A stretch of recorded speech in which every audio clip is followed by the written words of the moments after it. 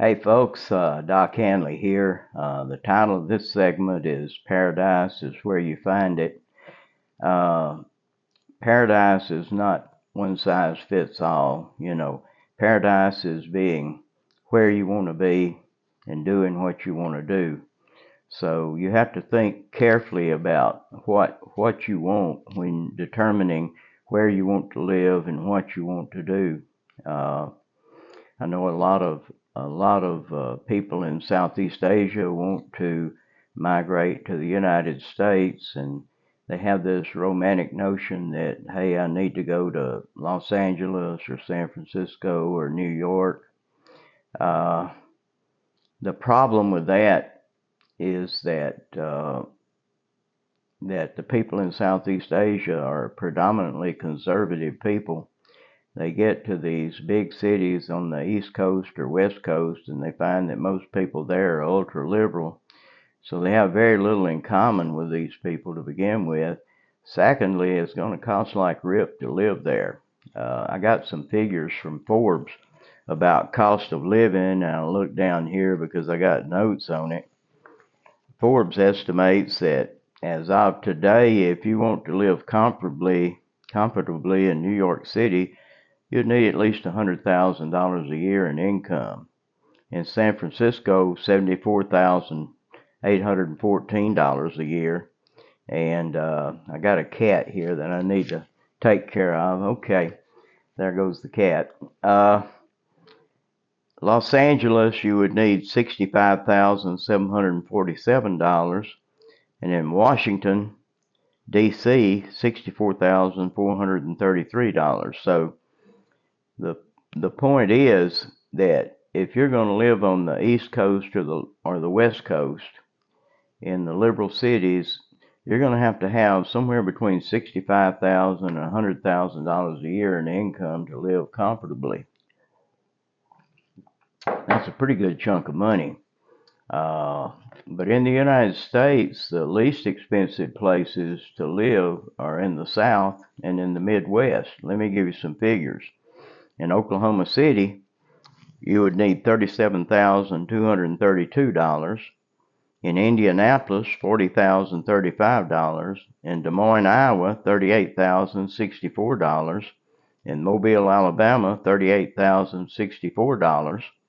Pensacola, Florida, a beautiful coastal city just like Mobile, $38,283. And if you like urban living in Atlanta, $38,064. So what I'm saying is, if you're moving to the United States, if you go to the Midwest or to the South, you're going to have about half as much income to live comfortably as you would in the large urban liberal cities on the East Coast and West Coast. Plus, the people in the Midwest and the South are predominantly conservative people who are going to have values that align more with your values than the people on the East Coast or the West Coast. So that's something to think about, because I know for a fact my wife was from Southeast Asia, and I know a lot of people in Southeast Asia, and people there think that, hey, I need to go to Los Angeles, San Francisco, New York, wherever, Seattle, but they don't really know what the situation is there. And what we have is a lot of Asian people in these coastal cities, and they don't really realize that they could be much happier for much less money somewhere else. So that's something to keep in mind. But of course, as I said, paradise is where you find it. And let me talk about my paradise. I've got two ideal locations for me. In the United States, I want to live in the South or the Midwest. I want to live in a small town close to a large city for the convenience.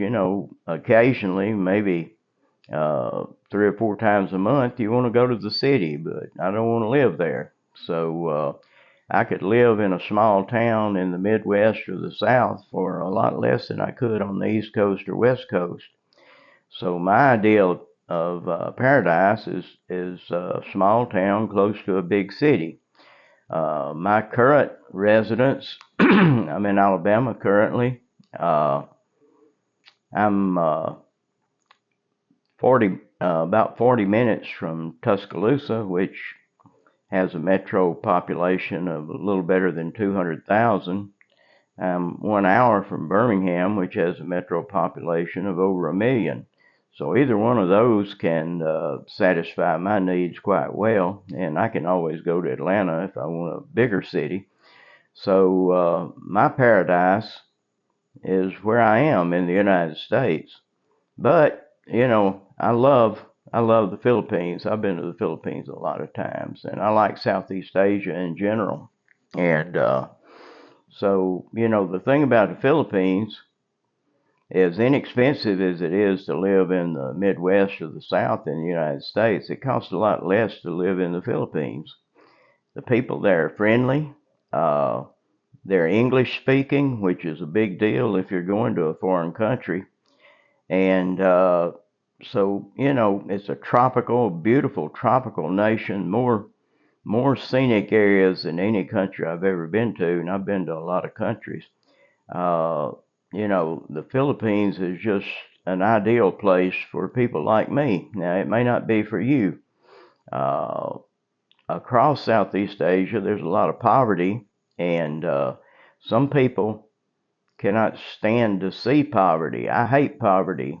I hate that people are living in poverty, but that seeing it doesn't make it more real than not seeing it. So, when we're in the Philippines, we try to help people there. Uh, that We have a close bond with the Filipino people, and we can help people there a lot better than can we help people here. It's very expensive to help people in the United States because everybody has all they need. I get really perturbed when I see these commercials on TV that talks about Americans struggling to put food on the table. Let me tell you something about putting food on the table. Uh, when I was a kid, I saw people living on green beans and cornbread, people living on turnip greens and cornbread. They didn't have anything else to eat. Uh, People in the United States today can get free food from the federal government. They may not be able to eat like kings, but one lady I know, it's her and her small child, they get nearly $500 a month for groceries. Uh, if you can't eat on $500 a month, you need to rethink your priorities. Uh, and putting food on the table is a misnomer. And they talk about the poverty rate in the United States. And I saw poverty when I was a kid. They were poor. They were people in poverty. Very few people are in poverty in the United States, few if any. But what happens is we raise the bar on poverty.